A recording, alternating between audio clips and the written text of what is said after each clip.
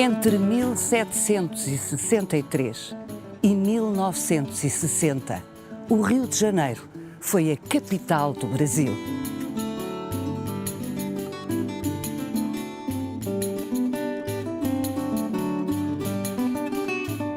No século XVIII, o Rio de Janeiro era uma cidade com cerca de 50 mil habitantes, maioritariamente negros, escravizados e libertos. Os brancos, em minoria, eram em grande parte religiosos e militares.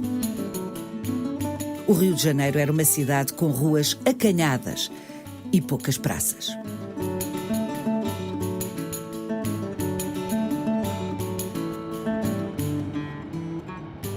Mas não se pense que foi preciso ser elevado à capital para que o Rio de Janeiro conhecesse obras monumentais.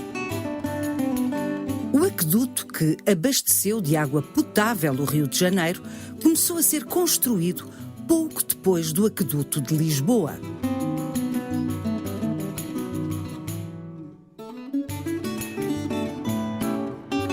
O aqueduto do Rio de Janeiro foi a maior obra de engenharia do Brasil durante o período colonial. E tal como o aqueduto, no século XVIII, outras obras públicas do Rio de Janeiro tiveram como modelo novidades da capital do Império Português, Lisboa.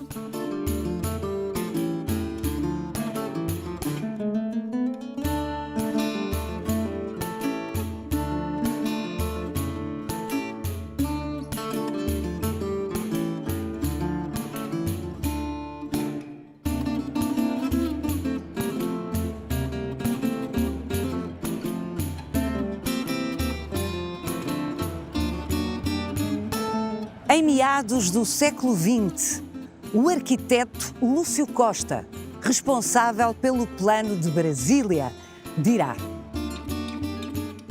a arquitetura no Brasil veio já pronta e, embora beneficiada pela experiência africana e oriental do colonizador português, teve de ser adaptada como roupa feita ou de meia confecção ao corpo da nova terra.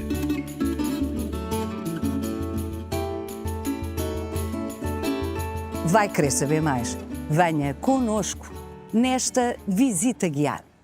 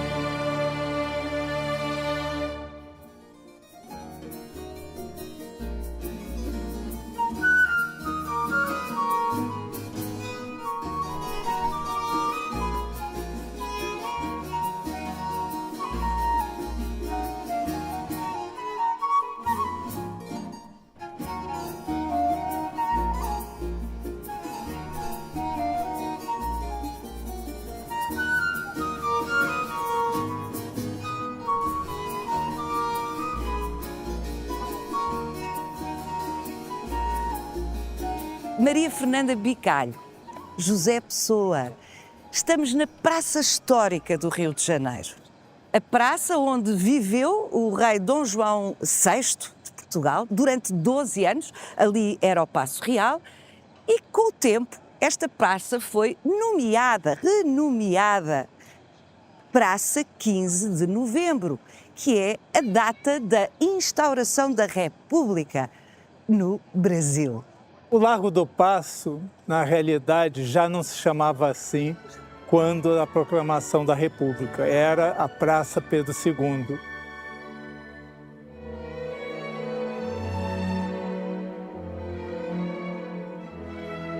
Mas essa mudança não é só de nome, no fundo.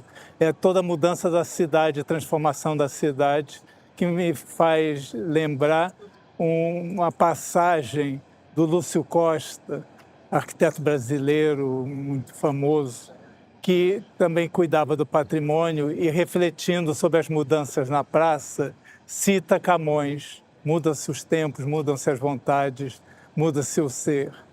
todo mundo é feito de mudanças ao sabor das novas realidades.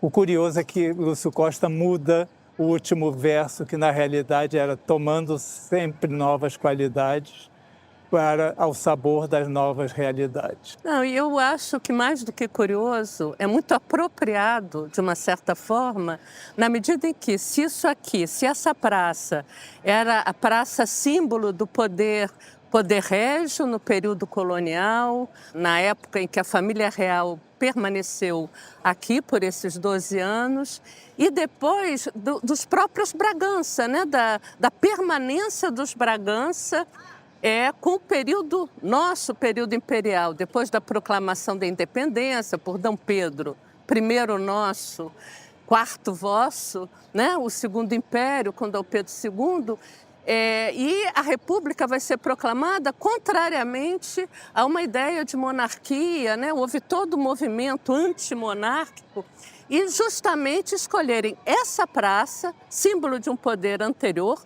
Se mudam-se os tempos, mudam-se os nomes também, e nesse sentido a reapropriação dessa praça, que vai começar a ser denominada Praça 15 de novembro, da proclamação da República, a gente pode entender muito bem o porquê. É curioso pensarmos que a estátua de Dom João só chega aqui em 1965, no 4º centenário de fundação da cidade, porque o governo português ofereceu essa estátua. Será que hoje ainda aceitariam esta estátua? Creio que sim, creio que sim. É a nossa história, né? A nossa história comum. Vamos até ao que restou do cais que Dom João e a família real encontraram aqui neste local quando, em 1808, chegaram ao Rio de Janeiro. Vamos.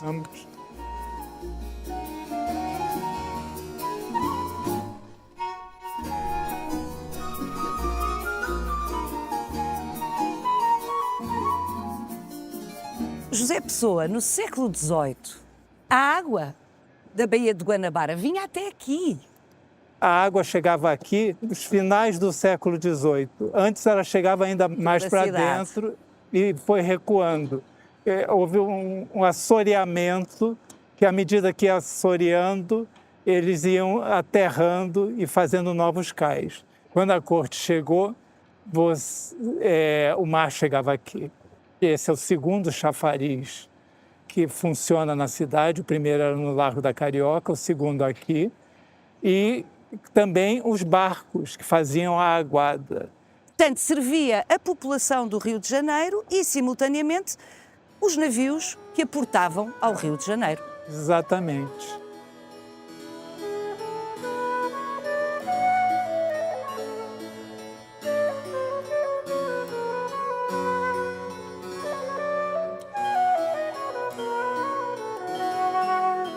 Este cais, esse chafariz, são obra feita em 1789, a mando do Luís Vasconcelos, vice-rei, que foi o vice-rei que mais empreendeu modificações na cidade, além dessa espécie de entrada da cidade, entrada nobre da cidade, um cais com esse grande chafariz, que é, no fundo, uma espécie de obelisco rococó, concebido pelo mestre Valentim. O mestre Valentim foi o mais importante artista no Rio de Janeiro no final do século XVIII, início do XIX. Ele vai viver ele ainda vai pegar a chegada da corte portuguesa ao Rio de Janeiro em 1808.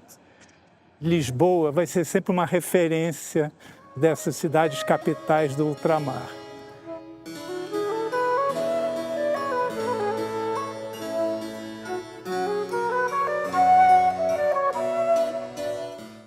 É uma curiosa referência, porque, na realidade, a Lisboa pós-terremoto é um projeto que eu considero resultante da experiência portuguesa no ultramar, na fundação de cidades. Portanto, há esta troca permanente de aprendizagens. São esses engenheiros militares que construíram fortes, praças, cidades inteiras em todo o Império Ultramarino, vão voltar para Lisboa para reconstruir a Lisboa destruída pelo terremoto.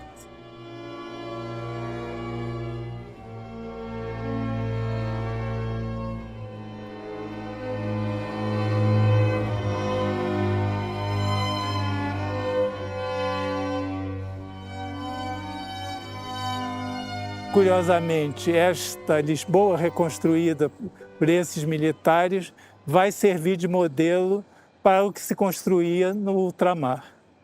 Então, nesse sentido, tem essa semelhança enorme entre o terreiro do Paço em Portugal e o terreiro, nesse momento do Paço dos Vice-Reis, do Rio de Janeiro.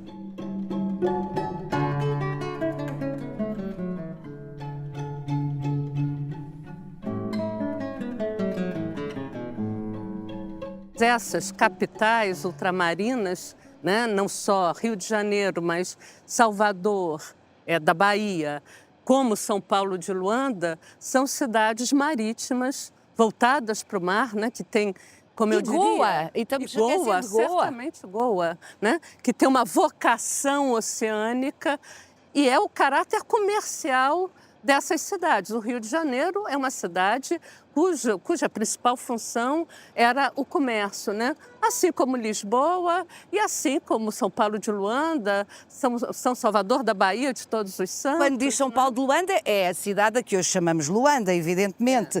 Também o Rio de Janeiro não era apenas Rio de Janeiro, não, era São Sebastião do Rio de Janeiro. É muito interessante porque os santos caíram. Mudam-se os tempos, mudam-se as vontades.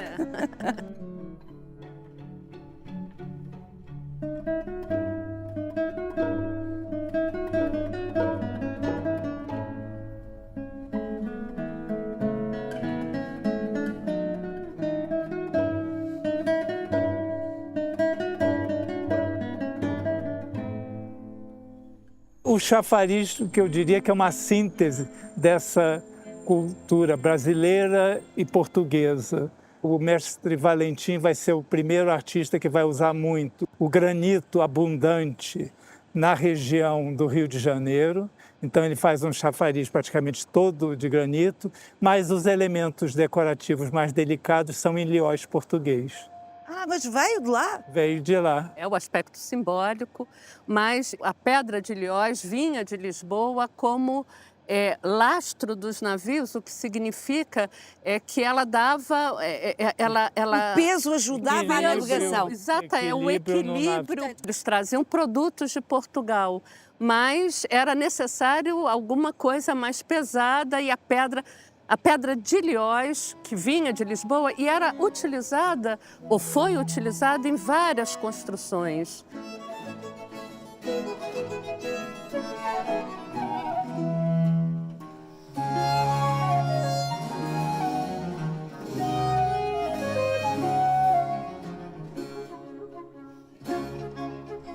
Maria Fernanda, o caráter atlântico das capitais, das principais colónias do Império Português, no caso do Rio de Janeiro, é exponenciado.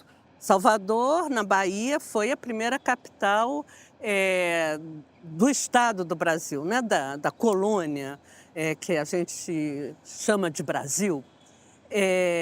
Mas, na verdade, o Rio de Janeiro ele não tinha nem tanta importância comercial durante todo o século, né? Ou a segunda metade do século XVI, porque a cidade foi fundada em 1565. A cidade do Rio. A cidade do Rio foi fundada em 1565 e durante todo o século XVII. Né? As principais rotas de produção e de comercialização do açúcar, né, da cana-de-açúcar e comercialização do açúcar, estavam na Bahia e em Pernambuco, no Nordeste, né, nas capitanias do Norte, como a gente as chama hoje. O Rio de Janeiro tinha uma importância muito grande comercialmente durante todo o século XVII, sobretudo devido à sua ligação com Angola. Né? Uma ligação que se estabelecia no exercício do tráfico negreiro, né? na compra de escravizados no porto de Luanda, por exemplo. E também no fornecimento desses escravizados para a região do Rio da Prata, no sul, para a cidade de Buenos Aires. Os luso-brasileiros residentes no Rio de Janeiro, portugueses no Rio de Janeiro e aqueles já nascidos no Rio de Janeiro, iam até Angola, né, e carregavam os seus navios com escravizados para levá-los para o Rio da Prata, para Buenos Aires, porque era importantíssimo que eles obtivessem prata, né? A prata que descia pelo rio de Potosí, já na América Hispânica. É com a prata que eles conseguiam, né, que esses luso-portugueses do Rio de Janeiro e de todo o Império Português Atlântico conseguiam fazer comércio no Índico, na Índia, né, nos vários... As pessoas esquecem-se que nessa época, estamos a falar do século XVII. Do século XVII, né? não era o ouro. Não era o ouro, era a prata. E a prata vinha dos domínios hispânicos na América e não foi descoberta no Brasil, né? Então, nesse sentido, o grande comércio do Rio de Janeiro, embora aqui no recôncavo da Baía de Guanabara se plantasse também a cana e se comercializasse também o açúcar, a grande riqueza desses comerciantes era proveniente desse comércio com... Esse triângulo, não é? Esse triângulo que o Charles Boxer, que é um historiador britânico, analisou, e depois o nosso historiador brasileiro, Luiz Felipe de Alencastro, também analisou no seu livro chamado O Trato dos Viventes, a formação do Brasil no Atlântico Sul. Ele mostra como essa ligação entre Rio de Janeiro e Angola era fundamental na formação dessa elite e no desenvolvimento desse comércio atlântico do Rio de Janeiro durante o século XVII. No século XVIII, com o descobrimento do ouro na região das Minas, né, do que virá a ser a capitania das Minas Gerais, aí essa conformação do comércio se transforma completamente. A quantidade de ouro que conseguiam extrair, não é? Era tanta que alterou a história do Brasil. E a história, de Portugal. Claro. Alterou o reinado de Dom João V. O convento de Mafra foi feito com ouro do Brasil.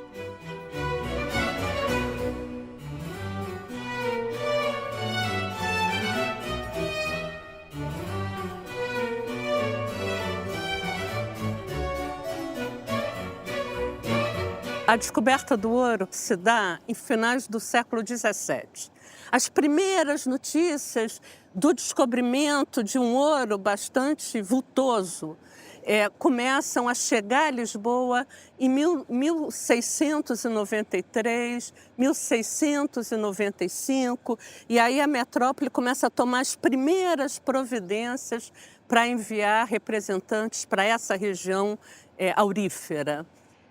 A capital do estado do Brasil, né, como era chamado, ela se transfere de Salvador para o Rio de Janeiro só em 1763, 60 anos depois, né?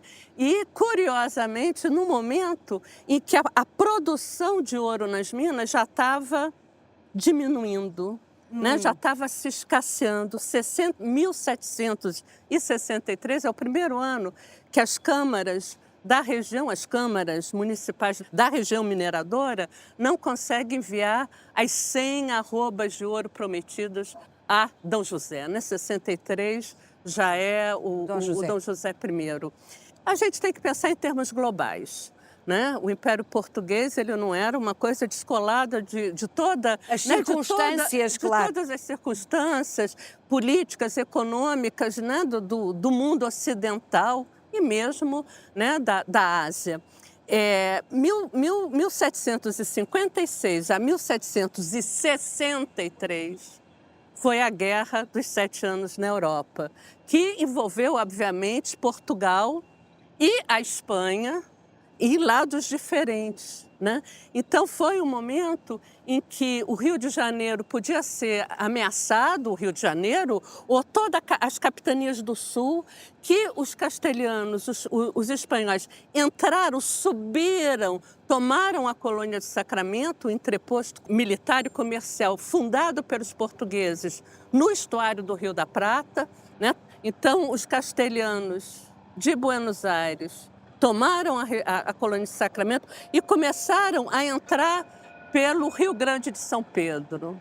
E certamente, como você mencionou, a posição estratégica do Rio de Janeiro era muito mais favorável ao controle dessas regiões. Os governadores de São Paulo, da ilha de Santa Catarina, né, e do Rio Grande de São Pedro, assim como era o da colônia de Sacramento, eram subordinados ao governo do Rio de Janeiro, na época representado pelo governador Gomes Freire de Andrade. E, nesse sentido, o Rio de Janeiro possuía esse lugar estratégico para controlar essa possibilidade de perda do Brasil em função da ameaça primeiro espanhola e também francesa. Os franceses foram um problema aqui. Sempre foram.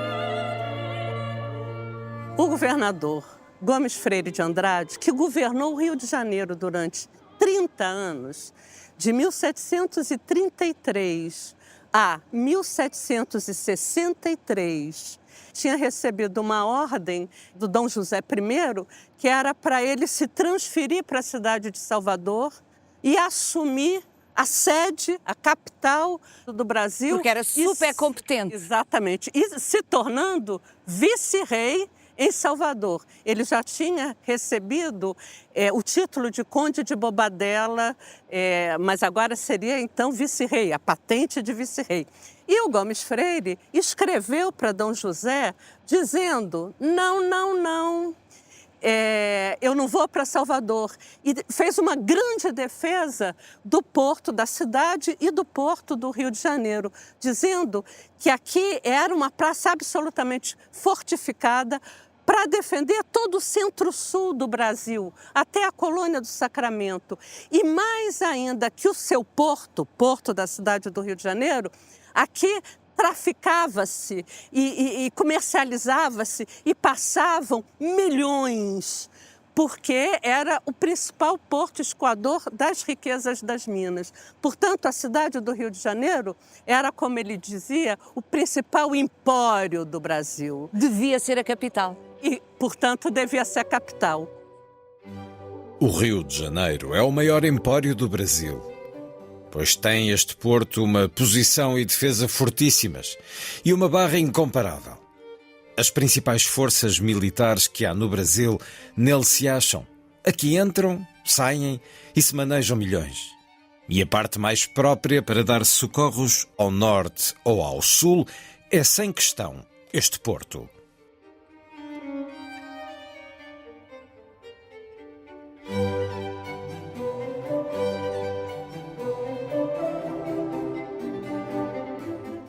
Mas aí ele falece em 1763. E o rei nomeia o Conde da Cunha como vice-rei e manda ele vir morar e governar a partir do Rio de Janeiro. Então, essa transferência da capital, ela é quase que curiosa, como a gente tem usado várias vezes aqui. É curioso isso, é curioso aquilo.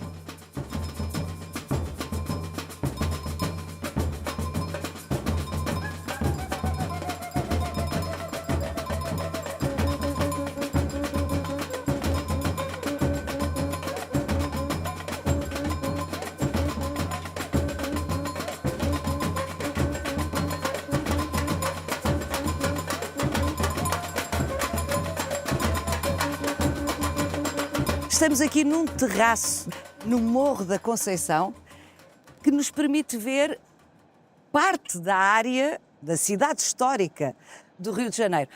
Como é que era o Rio de Janeiro em 1763, quando foi elevado a capital do Brasil? É interessante que estamos em cima, no topo do Morro da Conceição, porque o Rio de Janeiro se limitava por 4 morros. O da Conceição, o Morro de São Bento, o Morro do Castelo e o Morro de Santo Antônio. A cidade basicamente tinha se desenvolvido dentre esses 4 morros.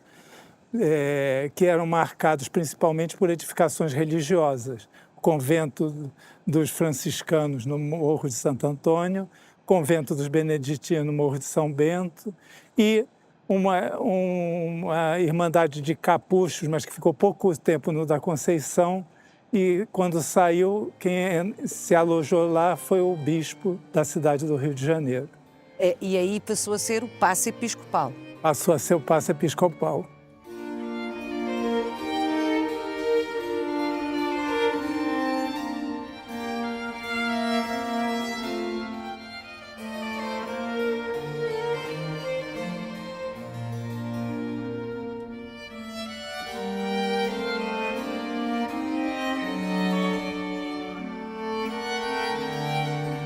O Rio de Janeiro era uma cidade de casas térreas, de um único piso, na sua maioria. E já havia aquilo a que nós hoje chamamos favelas? Não, favelas são características, uma moradia característica do Rio de Janeiro do final do século XIX. O nome favela surgiu depois de uma revolta popular no interior da Bahia, logo depois do final do Império, em torno de um beato, Antônio Conselheiro, que era monarquista. As tropas do exército republicano vão tentar sufocar isso, levam algum tempo, sofrem derrota, e que há uma resistência muito grande, mas eles, no final, dizimam essa revolta. Os soldados que voltam para o Rio de Janeiro, não tendo onde se estabelecem num morro, que é aquele morro que nós vemos aqui. Ah! E como é que se chama o morro? Hoje chama Providência, mas originalmente era o Morro da Favela. Isto porque a palavra favela é o nome que se dá a uma planta do sertão do Nordeste, que era muito abundante onde estavam localizadas essa revolta popular. Então, os próprios soldados batizaram a área deles de favela, Morro da Favela. Foi a origem do nome favela.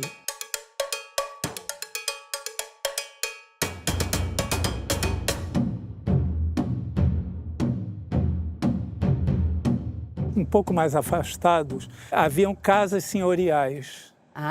Mas eram quintas, aquilo em que em Portugal chamamos Era aquilo quintas. que chama quintas e que nós chamamos de chácaras. Por que, Paula, nós chamamos de chácaras? Porque este é um nome em quechua, isso é na língua inca, para designar habitação rural, e é uma prova do intenso comércio que havia entre o Rio de Janeiro e o Rio da Prata. O nome chácara a gente só vai encontrar nos documentos do século XVIII, no Rio de Janeiro e em São Paulo. Por causa do comércio de que já nos falou a Fernanda, não é? O resto do Brasil vai chamar até o século XIX, de suas casas senhoriais rurais de quintas. Mantém a expressão de origem portuguesa. Chácara é uma expressão que vai ocorrer antes. Depois com o Império essa expressão vai se disseminar pelo país. Mas, em princípio, chácara é só nessa região que tinha uma intensa ligação com a região da Prata. Fernanda, como é que era a paisagem humana deste Rio de Janeiro que o José nos esteve a descrever? Bom, a paisagem humana era multiétnica, multilinguística, multicultural, né? Além dos portugueses e filhos de portugueses, mas sempre os portugueses adventícios que chegavam a cada momento, aqueles que já tinham nascido no Brasil, a gente tem uma quantidade enorme de africanos provenientes de várias regiões. De África, não é? Da África, várias etnias, várias nações africanas.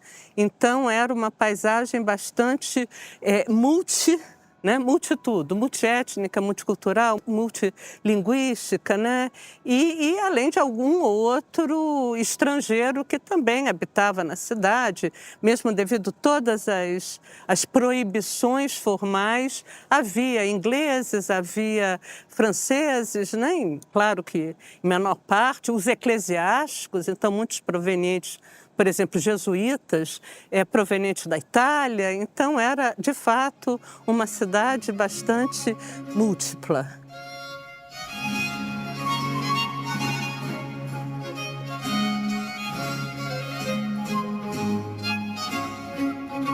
Os negros eram a maior parte da população. Escravizados todos? Entre escravizados, entre africanos e aquilo que nós chamamos de crioulos. Crioulos eram os escravizados já nascidos no Brasil, né, e não provenientes pelo tráfico de escravizados da África. Entre os africanos, os crioulos escravizados e libertos, né? Quer dizer, que já tinham sido alforreados, formavam 2/3 Uma sociedade da população. complexa, não é? Com regras que eu imagino de sociabilidade, que eu imagino que nós hoje fazemos assim umas generalizações, mas não estamos a alcançar a complexidade dessas relações todas. Não, essas relações todas, elas vão se formar, quer dizer, elas vão se constituir dentro de irmandades, por exemplo. Né? Então, as irmandades leigas, que você tem tanto as irmandades de homens de bem, homens ricos, homens com cabedal, como se dizia na época, homens que faziam parte de uma nobreza da terra, dos principais da terra, como se autodenominavam, mas também irmandades de negros e irmandades de pardos. Né? Então, pardos são os mulatos. Pardos são os mulatos. Pardos são os mulatos, e pardos também são aqueles que têm uma tonalidade de cor de pele muito, muito variada, mas que são os libertos, né? Que vieram do cativeiro, mas que já são homens e mulheres livres. E imagino que nas ruas tudo isso fosse muito visível, até porque muitos escravizados e mais ainda libertos faziam comércio, vendiam coisas, como em Lisboa acontecia, de resto. Exato. Ou vendiam salgados e doces, ou traziam leite de fazendas, ou vendiam aves. Né? Então, eles eram vendedores que circulavam. E o dinheiro que ganhavam davam aos senhores. Aos senhores, exatamente. E não ficavam com nada? Muitas vezes ficavam com alguma coisa e era a forma deles terem algum tipo de pecúlio para comprar sua própria liberdade. A única coisa que a gente tem que pensar é que a liberdade dependia da vontade do senhor. Né? Então, por exemplo, várias ações de liberdade e várias cartas de alforria, os senhores diziam, não, liberta essa minha escrava porque ela me serviu muitos anos fielmente, com muita lealdade. Então, é muito interessante como a fidelidade e a lealdade perpassa por todos os segmentos dessa sociedade. Né? Os portugueses eram fiéis e leais ao rei de Portugal. Né? E os senhores davam a liberdade para aqueles escravos que lhes eram fiéis e leais. É uma mimetização de uma cadeia de poder, exato. Não é? Mas tem um senhor que diz, então eu dou a liberdade porque essa minha escrava durante anos me serviu com muita lealdade, muito fielmente, e porque ela, no final das contas, me pagou tanto. Né? Para nós hoje, né? É muito estranho, e eu sempre a tratei como filha. Né? Então, tem um paternalismo escrito nessa relação, mas é uma relação também monetária, uma relação... Claro. Ou seja, mas o que isso quer dizer é que mesmo que ela pagasse, se ele não quisesse... Não, se ele não quisesse, ele mesmo não daria. Pagando, não daria. Exatamente, não.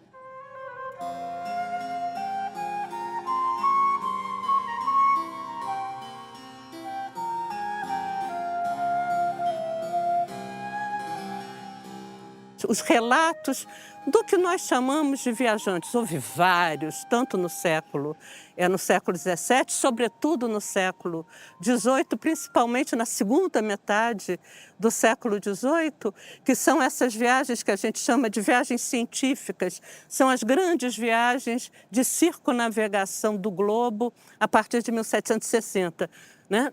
Muito contemporâneas à transformação da cidade do Rio de Janeiro em capital. Então, nós temos o James Cook, nós temos o Bougainville, todos eles passaram pelo Rio de Janeiro.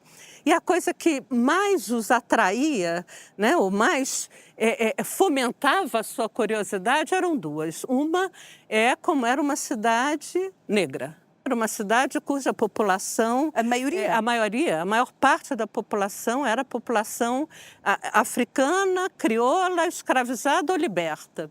A outra coisa era a religiosidade impagável dos portugueses, né? Não só dos portugueses, inclusive também desses negros e pardos, né? Nas suas irmandades. Então, as várias procissões... Todas as festas eram religiosas, não é? Todas as festas religiosas, eram imensos os feriados e cada dia de um santo era motivo para uma determinada comemoração desse dia, né, desse santo. Então, a religiosidade e a falta das mulheres na rua. As mulheres portuguesas, as mulheres brancas, elas saíam muito pouco à rua. Quando saíam sempre acompanhadas e com mantas, né, muito fechadas, né? Aquilo que hoje surpreende no mundo ocidental muita gente, que é o confinamento das mulheres em muitas partes do mundo islâmico, era o que se passava. Era o que se passava aqui, ou pelo menos o que se narrava que se passava Exato. aqui. Né? Nesse sentido, as mulheres escravizadas eram muito mais presentes, circulavam pela cidade, enquanto as portuguesas pouco circulavam.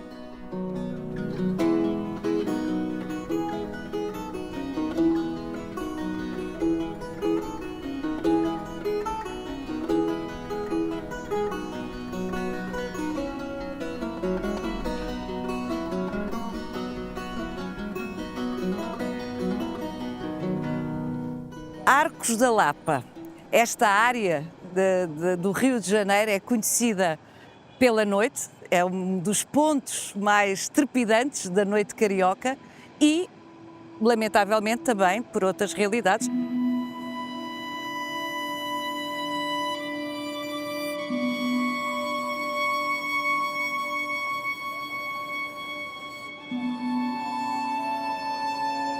Mas, de facto, os Arcos da Lapa, tão icónicos aqui na cidade, correspondem a uma obra de engenharia extraordinária, José Pessoa, feita décadas antes da vinda da coroa portuguesa para o Rio de Janeiro. Os Arcos da Lapa vêm resolver um problema da cidade desde a sua fundação, que é o acesso à água potável. Isso era um aqueduto, esse aqueduto tem arcaria romana, que foi construído na primeira metade do século XVIII. Ele foi muito lentamente construído, é uma obra de engenharia que vai muito além de simplesmente o aqueduto que nós estamos vendo. São cerca de 6 quilômetros de tubulação, que vão desde a foz do Rio da Carioca e levavam até o largo que fica em frente ao convento franciscano da cidade, que passa a se chamar, por causa do chafariz que tem lá, de Largo da Carioca, mas é, na realidade, Largo do Chafariz da Carioca. E esse aqueduto, ele teve um impulso final que se fez arcaria na gestão do governador Gomes Freire de Andrade, que vai ser o responsável por essa forma final do aqueduto. Gomes Freire vai ser um grande empreendedor, ele vai, de fato, construir a capital, o Rio de Janeiro como capital. Antes de ser capital. Antes de ser capital. E esse aqueduto é, de fato, a maior obra de engenharia da colônia, da América Portuguesa. E pelas datas que o José Pessoa está a dar, é contemporâneo, ou seja, foi construído praticamente no mesmo período com o aqueduto de Lisboa. Lisboa tinha o mesmo problema de falta de água potável. Exato, é contemporâneo. Mas o Gomes Freire vai fazer uma série de obras.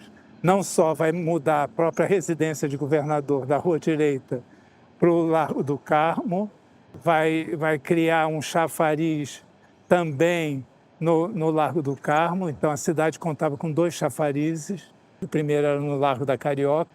E vai fazer igrejas, vai fazer a Casa do Trem da Artilharia na cidade, uma espécie de arsenal para artilharia. E vai ser construído durante o governo a obra do Alpoim, que é o engenheiro militar a serviço do Gomes Freire, e vai construir, inclusive, conventos, como o convento de Santa Teresa, onde está sepultado. Onde ele está sepultado nesse convento de Santa Teresa. É o primeiro convento no Rio de Janeiro feminino de clausura. E é curioso ver ele enterrado no convento feminino de clausura, mas ele foi o grande patrocinador da vinda das freiras e da construção do convento.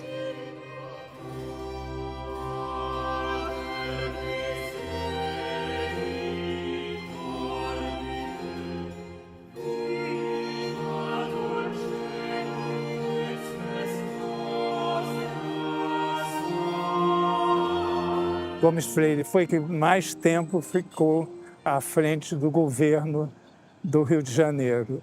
São 30 anos. Eu proponho que terminemos esta visita guiada ao século XVIII do Rio de Janeiro no antigo Largo do Carmo, que é também produto das intervenções de Gomes Freire. Tornou-se a praça nevrálgica central durante imenso tempo do Rio de Janeiro. Vamos? Vamos.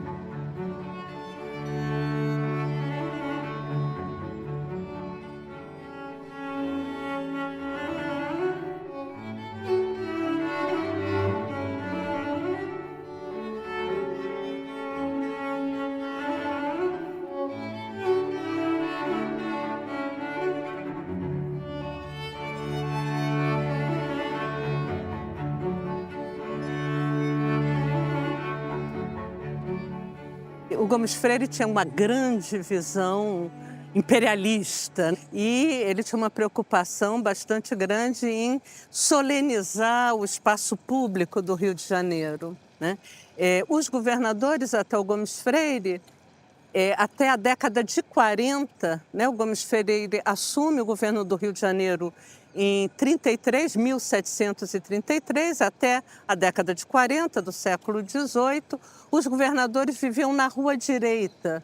E o grande prédio existente, então, era o Convento do Carmo, né? E houve muitos embates entre os carmelitas do Convento de Carmo e a Câmara Municipal, porque a Câmara Municipal queria construir outros edifícios nessa praça. E os carmelistas escreveram ao rei desde o final do século XVII, início do século XVIII também, dizendo que não era possível se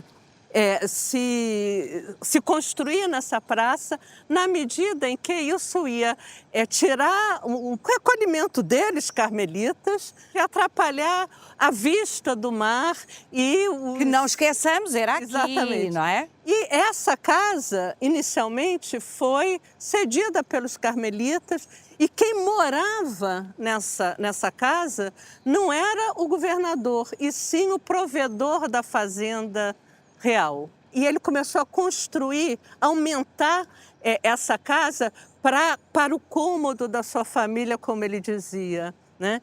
E os carmelitas também entraram com uma procuração impedindo que ele subisse alguns andares. Foi nessa altura que o Gomes Freire deu a solução de que o provedor fosse para o antigo palácio, na Rua Direita, e ele então veio para cá, e aí que se estabeleceu, a partir de 1747, a Casa dos Governadores, e começou a reforma do prédio. O que é interessante, porque este prédio vai ser depois a casa dos vice-reis e depois a casa da família real, quando eles chegam em 1808, e depois a casa da família imperial, já depois da independência do Brasil. Isso. Enfim, Dom Pedro I. Mas é a sede do governo, tanto, né, do período colonial quanto do período de estada da corte no Rio de Janeiro, quanto depois da família imperial durante todo o século XIX até 1889, quando a República é proclamada e se torna Praça 15.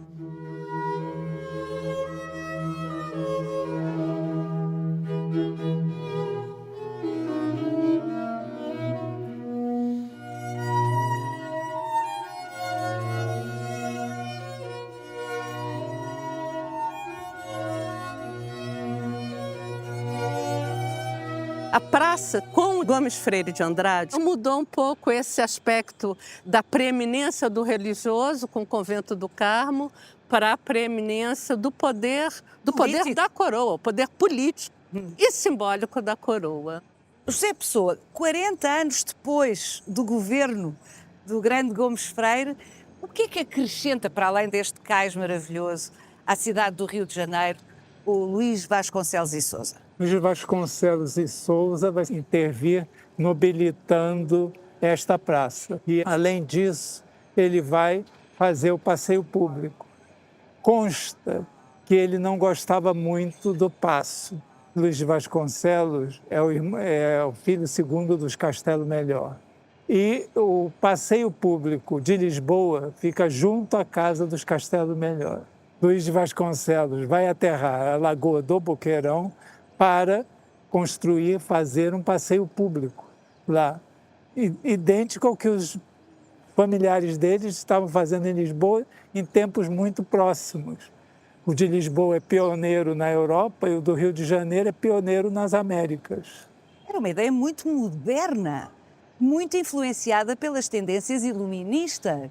Exato, Paula. Isso é uma ideia iluminista da valorização da natureza.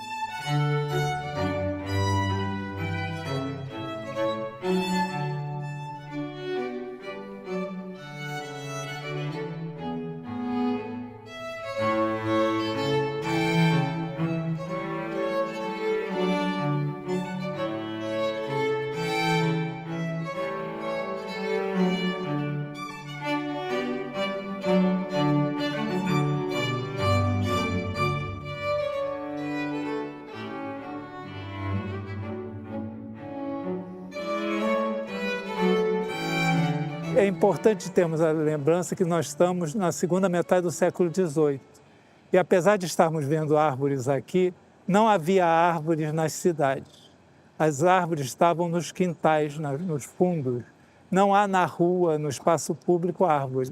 Ou seja, Então, com o sol era violentíssimo, não é? Portanto, o passeio público prestava também um serviço de refrescamento a quem lá fosse, não é? Exatamente. E uma sociabilidade cortesã também.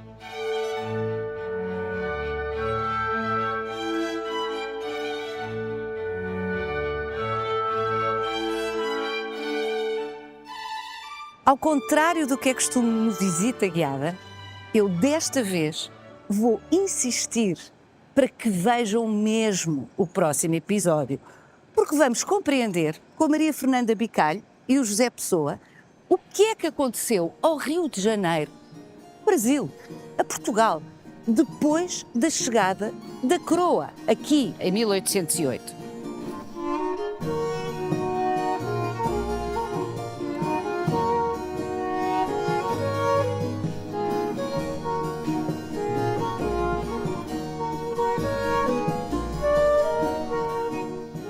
Reveja este e os outros Visita Guiada em RTP Play e siga-nos no Instagram e no Facebook.